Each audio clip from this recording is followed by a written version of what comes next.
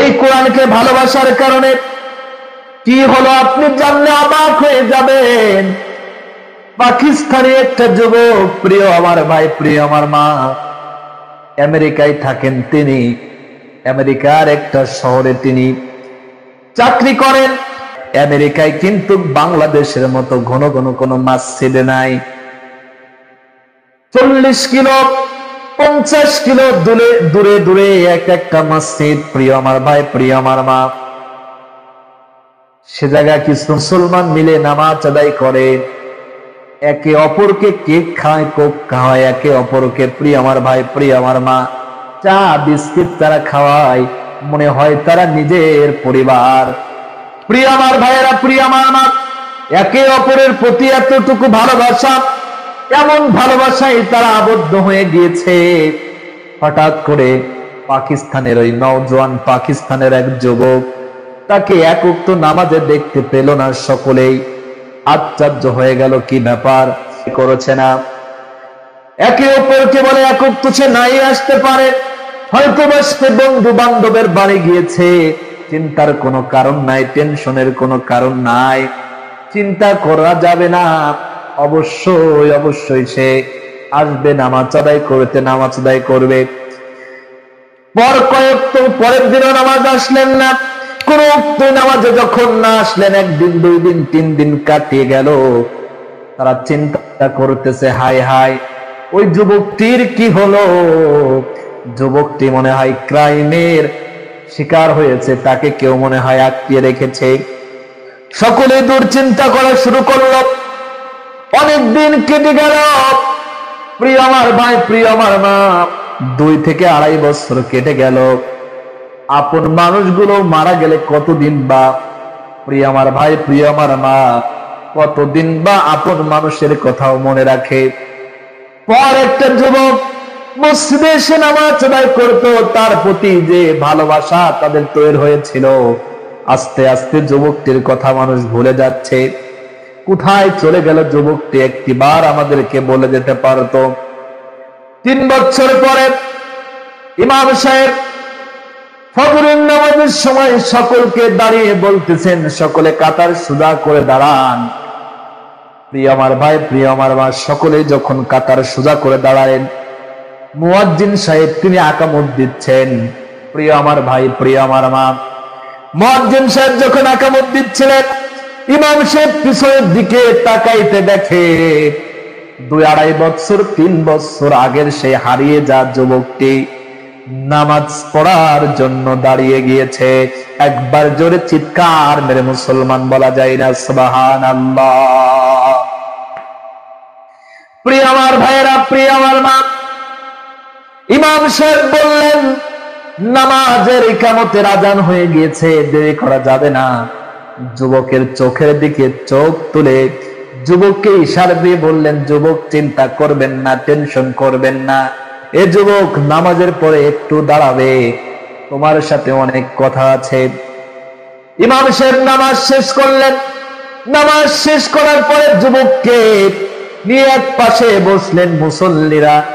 2-2.5 বছর 3 বছর পরে যুবকটিকে দেখে একে একে করে যুবকটির চারিপাশে ঘেরাও করে বসে পড়লেন।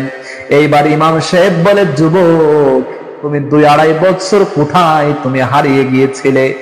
এ যুবক, একটিবারের জন্য কি তুমি আমাদের বলে যেতে পারলে না? এত বছর পর আবার তুমি আমাদের মাঝে কোথায় থেকে উদয় হলে? যুবকটি বলতেছেন, হুজুর, এতদিন আমি জাহান্নামের তলদেশে ছিলাম, আল্লাহ রব্বুল আলামিন আবার আমাকে হেদায়েত দিয়ে আল্লাহর ঘর মসজিদে আসার তৌফিক দান করেছে। একবার জোরে জোরে চিৎকার মেরে মুসলমান বলা যায় না সুবহানাল্লাহ? যুবককে বললেন, যুবক তুমি কি বলো, কোথায় গিয়েছিলে, কোথায় হারিয়ে গিয়েছিলে? ফোনে 1 মিনিট আমাদের সাথে যোগাযোগ করতে পারতে। এ যুবক, তোমাকে বারবার ফোনে ট্রাই করেছি, তোমার ফোন ঢোকে নাই, তুমি কোথায় ছিলে?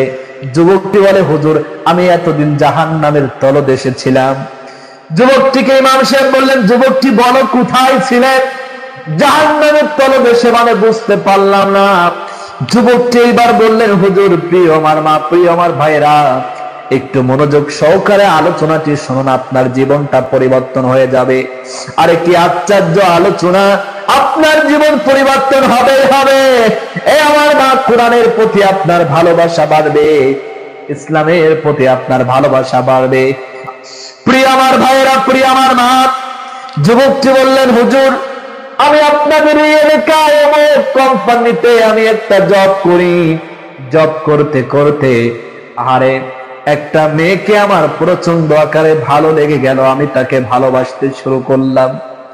মেয়েটিকে আমি বারবার বিয়ের প্রস্তাব দিলাম, ভালোবাসার প্রস্তাব দিলাম, মেয়েটি আমার সাথে কথা বলে না। একদিন আমি মেয়েটাকে জোর করলাম, জোর করে বললাম, এ মেয়ে তুমি হয় নয় কিছু তো তুমি বলবা, তুমি চুপ করে থাকো, আমি তোমাকে বড্ড ভালোবাসি। হুজুর বলার পরে মেয়েটি আমাকে বললেন, আমাকে ডিস্টার্ব করবেন না, আমি কোনো কিছু বলতে পারি না, আমাকে যদি বিয়ে করার প্রয়োজন হয় তাহলে আপনি আমার পরিবারের সাথে যোগাযোগ করতে পারেন, আমার পরিবার যে সিদ্ধান্ত নিবে আমি সেই সিদ্ধান্তের উপর রাজি, আমি সেই সিদ্ধান্ত অনুযায়ী কাজ করতে চাই। প্রিয় আমার ভাইরা, প্রিয় আমার মা, মেয়েটির কাছ থেকে বাড়ির ঠিকানা নিলেন, বাড়ির ঠিকানা অনুযায়ী দিন যুবকটি চলে গেলেন। যুবকটি যখন মেয়েটির বাড়ি গেলেন, বাড়ি গিয়ে দেখতে পেলেন, আহারে প্রিয় আমার ভাই, প্রিয় আমার মা, ওই বাড়িতে অনেক মানুষ উপস্থিত হয়ে আছে। এ আমার প্রিয় ভাইরা, প্রিয় আমার বাপ, যুবকটি হঠাৎ করে ভয় পেয়ে গেলেন, কি ব্যাপার, এত মানুষ কেন, আমাকে কি মেরে ফেলাই দেবে নাকি? আরে যা যা করে করুক, আমাকে মেরে ফেলাই দেয় দিক, আমার কোনো কিছু আসে যায় না, আমার ভালোবাসার মানুষকে যদি আমি না পাই এই জীবন রেখে কোনো প্রয়োজন নাই, প্রয়োজন যদি হয় আমাকে মেরে ফেলাই দিক, তাতে আমার আসা যায় না। আর যদি আমার ভালোবাসার মানুষকে যদি আমি না পাই এই জীবন রেখে কোনো কাজ আসবে না কি, জীবন রেখে কোনো দাম নাই। প্রিয় আমার ভাই, প্রিয় আমার মা, ওই হাজার মানুষের ভিতর থেকে একজন গার্জিয়ান হলেন, গার্জিয়ান হয়ে যুবককে ডাক দিয়ে বললেন, যুবক রে তুমি এদিকে আসো। যুবক, কি যুবক তুমি এদিকে আসো। যুবকটি যখন আসলেন, এইবার যুবকটিকে বললেন, যুবক আমি শুনতে পেয়েছি তুমি মুসলমান। এ যুবক আমরা হচ্ছে খ্রিস্টান। এ যুবক, মুসলমানে মুসলমানে বিয়ে হয়, খ্রিস্টানে খ্রিস্টানে বিয়ে হয়। এ যুবক ভালো করে শুনে নাও, ভালো করে জেনে নাও, তুমি মুসলিম, আমার মেয়ে খ্রিস্টান, আমার মেয়ে আদৌ কোনদিন খ্রিস্টান ধর্ম ছেড়ে তোমার মুসলমান ধর্ম অনুসরণ করবে না, তোমার ধর্মে যাবে না। তোমার যদি বিয়ে করতে হয় তাহলে তোমার মুসলমান ধর্ম ত্যাগ করে আমাদের খ্রিস্টান ধর্ম তোমার গ্রহণ করতে হবে। যুবকটি বললেন, হাই হাই, যাকে আমি এতটা ভালোবাসলাম, যার জন্য আমি সব কিছু করতে পারি, আরে মুসলমান ধর্ম আমি থাকবো না, মুসলমান ধর্ম। বললেন, ঠিক আছে, আমি এক্ষুনি মুসলমান ধর্ম ত্যাগ করতে চাই, আপনাদের ধর্ম অনুযায়ী, আপনাদের নীতি অনুযায়ী আপনাদের খ্রিস্টান ধর্ম আমাকে স্বাগতম জানিয়ে আমার খ্রিস্টান বানিয়ে দেন। প্রিয় আমার ভাইয়েরা, প্রিয় আমার মা, এ আমার কলিজার টুকরা ভাইয়েরা, যুবকটি খ্রিস্টান হয়ে গেলেন ভালোবাসার কারণে। আরে ভালোবাসার জন্য মানুষ কত কিছু করতে পারে, মা বাপ, ভাই বোন, আত্মীয় স্বজন সব কিছু ছাড়তে পারে, কিন্তু ভালোবাসার মানুষটিকে ছাড়তে পারে না। কত ভালোবাসো তুমি, তোমার ভালোবাসা ফুরায় না, কত ভালোবাসো তুমি, তোমার ভালোবাসা ফুরায় না।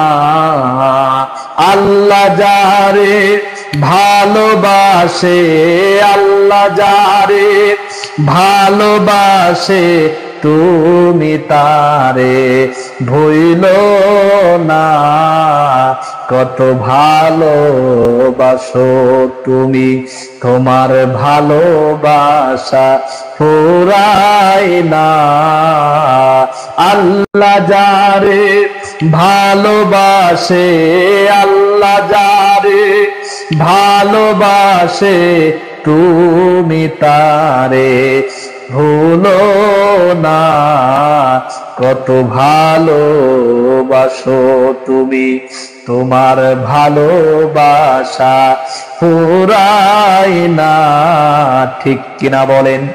প্রিয় আমার ভাইয়েরা, প্রিয় আমার মা, দুনিয়ায় মানুষ মানুষকে ভালোবেসে, একে অপরকে ভালোবেসে, আরে মা বাবাকে ছাড়তে রাজি, আপন মানুষগুলোকে ছাড়তে রাজি। প্রিয় আমার ভাই, প্রিয় আমার মা, কিন্তু ভালোবাসার মানুষকে ছাড়তে রাজি নয়। প্রিয় আমার ভাইয়েরা, প্রিয় আমার মা, এ আমার কলিজার টুকরা যুবকেরা, যুবকটি বললেন কোনো সমস্যা নাই, ভালোবাসার মানুষকে পাওয়ার জন্য আমার ধর্ম আমি এখনই ত্যাগ করে ফেললাম, কোনো সমস্যা না, আপনি আমাকে আমার ভালোবাসার জন্য আমি সবকিছুই করতে রাজি আছি। যুবকটি বললেন, হুজুর, আমার ধর্মটা যখন আমি ত্যাগ করে ফেললাম, ওরা একের পর এক আমার উপর কেমন একের পর এক আমার উপর কঠোর ওরা হচ্ছে। তারা বললেন, ঠিক আছে, তুমি নিজের ধর্ম ত্যাগ করেছো, তাতে কি হয়েছে, আমাদের সাথে খাবার খেতে হবে। প্রিয় আমার ভাইয়েরা, প্রিয় আমার মা,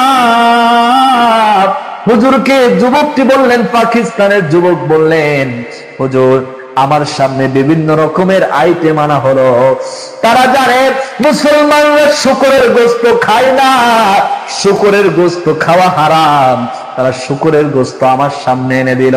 তারা জানে যতই সে ধর্ম ত্যাগ করুক না কেন, সে শুকরের গোশত কখনো খাবে না।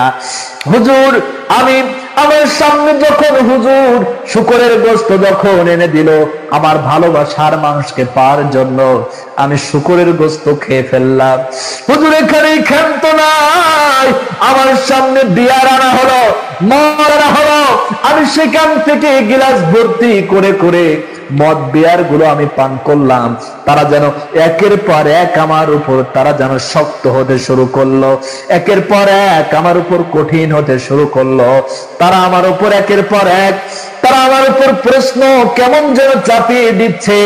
তারা বললে, শুধু শুকরের গোশত ধর্ম ত্যাগ করলে হবে না, মদ পান করলে হবে না, তোমার মা বাবা, তোমার বন্ধু বান্ধব যত কিছু আছে সব কিছুই ত্যাগ করতে হবে। প্রিয় আমার ভাইরা, প্রিয় আমার মা, যুবকটি বললেন, হুজুর, আমার মাথায় সে সময় কোনো কাজ করছিল না, আমি খালি চিন্তা করছিলাম কোনো কিছুর বিনিময় যেন আমার ভালোবাসা হারিয়ে না যায়। যত কিছু আছে সব কিছুর বিনিময় হলো আমার ভালোবাসাকে আমি পেতে চাই। হুজুর, আমার পক্ষে আমাকে প্রশ্ন করা হলো, তোমার মা বাবার সাথে তুমি যোগাযোগ করতে পারবে না। আমি বলে ফেললাম, কোনো সমস্যা নাই, ভালোবাসার মানুষকে পাওয়ার জন্য আমার মা বাবার সাথে আমি যোগাযোগ রাখবো না। একের পর এক আমার উপর কেমন করে তারা যেন প্রশ্ন চাপাচ্ছে, একের পর তারা যেন কেমন যোগ করে তারা যেন আমাকে কঠোর ভাবে তারা আমাকে আয়ত্ত করে নিচ্ছে। তারা বলতে পারলেন, তোমার যত বন্ধু বান্ধব আছে সব বন্ধু বান্ধব এই মুহূর্তে ত্যাগ করতে হবে, তাদের সাথে কোনো যোগাযোগ রাখতে পারবে না।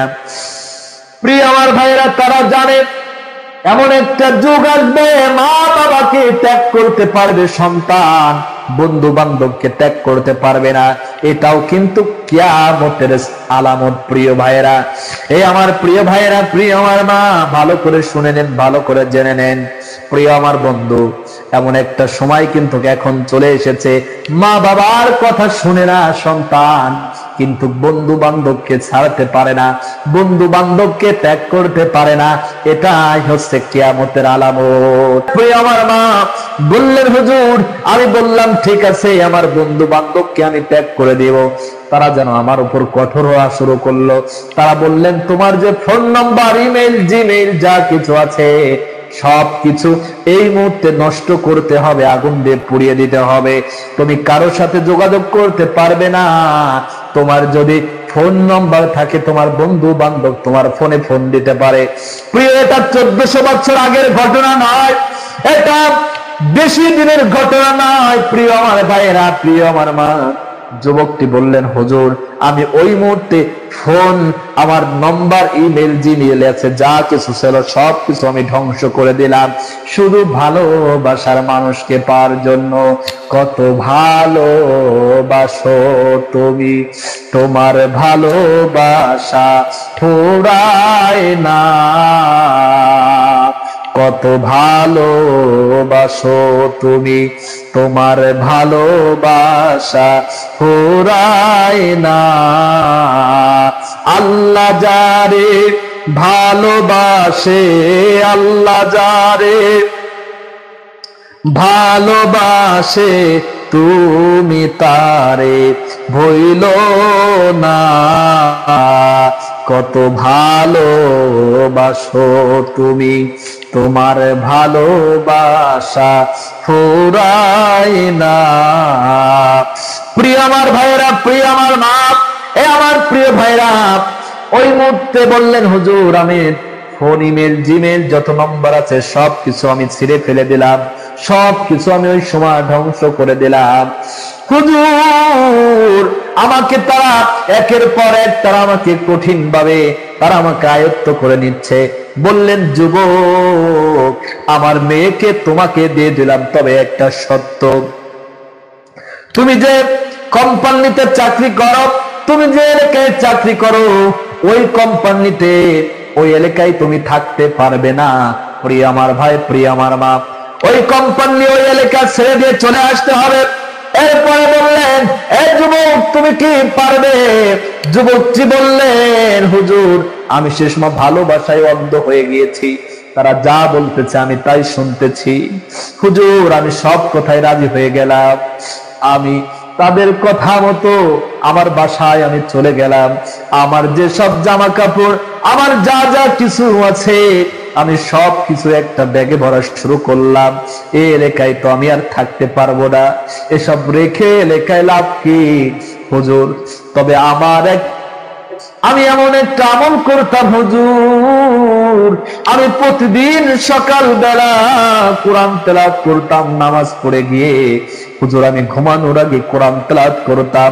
আমি কোরআনটা আমার বাসার এমন একটা জায়গায় আমি রেখে দিয়েছিলাম। এ প্রিয় ভাই, কোরআনের প্রতি যদি ভালোবাসা থাকে, এই আলোচনাটুকু শুনে যাও, তোমার জীবনটা পরিবর্তন হয়ে যাবে।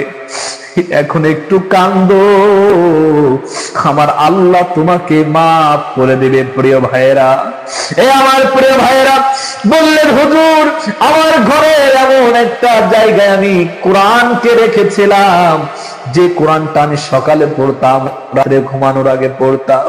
আমি ঘর থেকে যখন বের হতাম কোরআনের দিকে আমার নজর যেত, আবার ঘরটা খুলে আমি যখন ঘরের মধ্যে প্রবেশ করতাম আগে আগে আমার কোরআনের দিকে নজর চলে যেত। আমি খ্রিস্টান ধর্ম গ্রহণ করেছি, আমার কাছে থাকবে না কোরআন। হুজুর আমি সব কিছু ব্যাগের মধ্যে নিয়ে যখন রওনা দিব, আমার এই কোরআনের দিকে চোখ পড়ে গেল। আমার মনে হচ্ছে কোরআন আমাকে হাত ছানি দিয়ে ডেকে ডেকে বলতেছে, এ যুবক এতদিন আমাকে তিলাওয়াত করলি, এ যুবক তোর ব্যাগের মধ্যে সব কিছু নিয়াত্র জায়গা হচ্ছে। হে যুবক আমি কোরআনকে কি তোর ওই ব্যাগের মধ্যে নেওয়ার জায়গা হচ্ছে না? হুজুর আমি তখন মনে মনে ভাবলাম, কত খ্রিস্টানদের ঘরে কত কোরআন রয়েছে, আর আমি তো কেবলমাত্র নতুন খ্রিস্টান হয়েছি। হুজুর কোরআন আমাকে হাত ছাড়ি দিয়ে বারবার ডাকছে, আমি কোরআনকে ছেড়ে যেতে পারলাম না। কোরআনটাকে আমি ধরলাম, বুকের সাথে জড়িয়ে ধরলাম, চমা খাইলাম, আর বললাম, কোরআন তোকে এতদিন আমি সকাল রাত্রে তেলাওয়াত করেছি, এ কোরআন আর তোকে তেলাওয়াত করা হবে না, কোরআন আর তোকে পড়া হবে না। হুজুর আমি কোরআনকে নিয়ে চলে গেলাম, ঠিক আমার এই ঘরের মধ্যে যে স্থানে যে উঁচু জায়গায় আমি কোরআনটা রেখেছিলাম, ঠিক আমার ওই বাসাতেও ঠিক একই জায়গায় একই স্থানে কোরআনটা আমি রেখে দিয়েছি। আমি যখন ঘর থেকে বের হব আমার এই কোরআনের দিকে নজর যায়, আবার যখন আমি ঘরে আসবো তখন আমার এই কোরআনের দিকে নজর যায়। আমার খ্রিস্টান স্ত্রী বললেন, কি ব্যাপার, আপনি না খ্রিস্টান হয়ে গিয়েছেন, তাহলে কোরআন আনছেন কেন? আমার স্ত্রীকে আমি জবাব দিয়ে বললাম, প্যানের স্ত্রী রে, কোরআন আমি এই কারণে এনেছি, তোদের ঘরে হাজার হাজার কোরআন রয়েছে, আর আমি তো নতুন খ্রিস্টান ধর্ম গ্রহণ করেছি, আমার ঘরে কোরআন থাকলে কি হবে?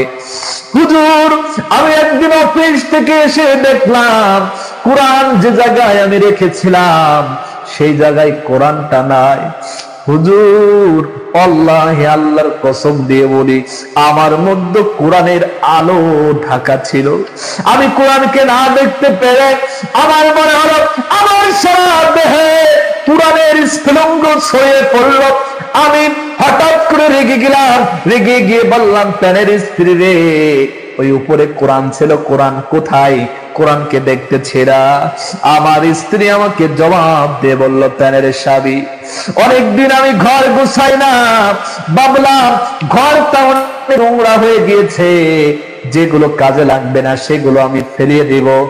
ও আমার প্যানের স্বামী, তুমি তো খ্রিস্টান হয়ে গিয়েছো, আমার অকার্য জিনিসের সাথে তোমার ওই কোরআনটা আমি ডাস্টবিনে পেয়েছি। একবার জোরে জোরে চিৎকার মেরে বলা যায় না নাউজুবিল্লাহ। যুবকটি বললেন, হুজুর আমার সারা দেহে যেন রক্তক্ষরণ হচ্ছে, আবার কোরআনের এতদিন চেপে থাকা আলোটা আমার মধ্যে দাউ দাউ করে জ্বলে উঠতেছে। আমার স্ত্রীকে বললাম, এই স্ত্রী তুই বল, কোন ডাস্টবিনে তুই কোরআন দেখেছিস, কোন ডাস্টবিনে তুই ফেলে দিয়েছিস? আমার স্ত্রী বললেন, এখনো তুমি কোরআন থেকে মায়া সরাইতে পারো নাই, এখন কত তুমি কোরআনকে অনেক ভালোবাসো। আমি স্ত্রী বললাম, এই স্ত্রী তোর কথার আমি জবাব দিতে চাই না, আগে বল, আগে বল কোরআন কোন ডাস্টবিনে তুই ফেলে দিয়েছিস? আমার স্ত্রী যখন বলল, আমি পাগলের মতো ছুটে গেলাম, আমি কোরআনকে খুঁজি, কোরআন আমি পাই না, আমি কোরআনকে খুঁজি, কোরআন আমি পাই না। আল্লাহর কাছে হাত তুলে বললাম, আল্লাহ ও আমার রব, তোমাকে ডাকার মতো আমি কি করে তোমাকে ডাকবো বলো? আমার বলো লজ্জা হয়। আল্লাহ এই মুহূর্তে আমি খ্রিস্টান ধর্ম ত্যাগ করে দিলাম, আল্লাহ আবার আমি মুসলমান হয়ে গেলাম, আল্লাহ তুমি আমাকে মাফ করে দাও, আল্লাহ তুমি দ্রুতভাবে কোরআনকে আমার বুকে এনে দাও। প্রিয় আমার ভাইয়েরা, প্রিয় আমার ভাই, কিতাবের মধ্যে এসেছে যুবকটি যখন প্রার্থনা করে আল্লাহর কাছে চেয়ে যুবকটি একটু খুঁজতে খুঁজতে কোরআনটি পেয়ে গেলেন। প্রিয় আমার ভাই, প্রিয় আমার মা, নিজের জামা খুললেন, জামা খুলে কোরআনের পৃষ্ঠাগুলো উপরগুলো সুন্দর করে মুছলেন, কোরআনকে চোয়া খাইলেন, বুকের সাথে জড়িয়ে ধরলেন। প্রিয় আমার মা, প্রিয় আমার মা, এ আমার যুবক ভাইয়েরা, কোরআন কেউ ধ্বংস করতে পারবে না। অনেক কাফের বেঈমান মুশরিকেরা হুমকি মারে, ধামকি মারে, তারা যতই হুমকি ধামকি মারুক না কেন, কোরআনের আইন, কোরআনের আলো তারা কখনো নিভিয়ে দিতে পারবে না। তারা পৃথিবীর সব লাইব্রেরি থেকে কোরআনকে যদি সরিয়ে দেয়, তারপর কোরআন শেষ হবে না, কারণ এই কোরআনের দায়িত্ব আমার আল্লাহ রাব্বুল আলামিন নিয়েছে। কিয়ামত পর্যন্ত এই কোরআনের একটি হরফ, একটি আয়াত, একটি সূরা কেউ পরিবর্তন করতে পারবে না। প্রিয় আমার ভাই, প্রিয় আমার মা, হিন্দু একজন গান গায়ক, হিন্দু একজন মানুষ যিনি গান গেয়ে বেড়ান, নকুল কুমার বিশ্বাস, তিনি ইসলামিক একটি গান লিখেছিলেন। পাকিস্তানের জিয়া বিমানপুরে দুর্ঘটনায় মরে গিয়েছিল, তারপরে তিনি একটা গান লিখেছিলেন, যদি আগুন লেগে ওরে ধ্বংস হয়ে যায়, যায় ধ্বংস হয়ে যায়। যদি আগুন লেগে ওরে ধ্বংস হয়ে যায়, যায় ধ্বংস হয়ে যায়। যদি আগুন লেগে ধ্বংস হয় পৃথিবীর সব বইয়ের দোকান, তবু বিশ্ব থেকে হারাবে না পবিত্র কোরআন, তবু বিশ্ব থেকে ফোরাবে না পবিত্র কোরআন। যদি আগুন লেগে ওরে ধ্বংস হয়ে যায়, ধ্বংস হয়ে যায়। যদি আগুন লেগে ধ্বংস হয় পৃথিবীর সব বইয়ের দোকান, তবু বিশ্ব থেকে হারাবে না পবিত্র কোরআন, তবু বিশ্ব থেকে ফোরাবে না আল্লাহরই কালাম। যেমন পাকিস্তানের জিয়া মল্ল দুর্ঘটনায় ভাই ও তার বিমান পুড়ে ছাই হয়েছে, এই কোরআন পড়ে নাই। যেমন পাকিস্তানের জিয়া মল্ল দুর্ঘটনায় ভাই ও তার বিমান পুড়ে ছাই হয়েছে, এই কোরআন পড়ে নাই। এটা আমার রাসূলুল্লাহর সাধনার ধান, আমার রাসূলুল্লাহর সাধনার ধান। ওরে নকুল কয় মালিকের দান, তবু বিশ্ব থেকে হারাবে না পবিত্র কোরআন, তবু বিশ্ব থেকে ফোরাবে না আল্লাহরই কালাম। যদি আগুন লেগে ওরে ধ্বংস হয়ে যায়, ধ্বংস হয়ে যায়।